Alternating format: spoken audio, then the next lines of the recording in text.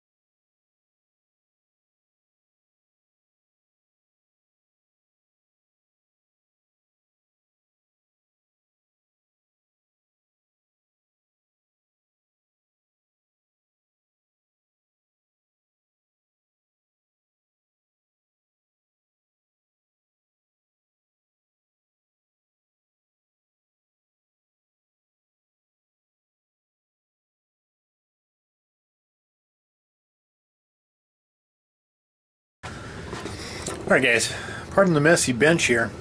I kind of skipped a few steps. The BabyHawk did some conformal coating, as you guys saw. The teardown was pretty extensive. Replaced the arms in the front. Fixed the motor bell. One of the rear motors, it was bent. I had an old motor that I just swapped out the bell for, so no big deal there. Got a new camera housing, rebuilt that, just got done focusing it, so didn't have to replace it, just $5 I guess for the new housing. Ended up replacing the VTX because the connector was broke on it. Unfortunately, things still work, but I didn't want to have to take the connector off and try to wire it to the little pins that were there. And then cleaned everything up, conformal coated everything, put it all back together. The Rakonheli frame, the red frame that was on there, was a little bit bent. I straightened it out pretty well. It was still kind of bent. I happen to have another one here, so I put that one on instead.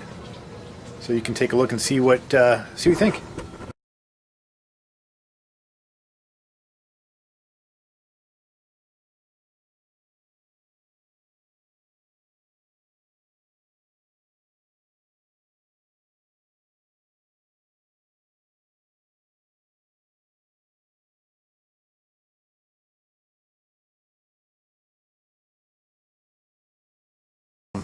But anyways, that's what it is. We'll see how it flies in a few days. Any questions? Throw them in the comments. Thanks. Bye.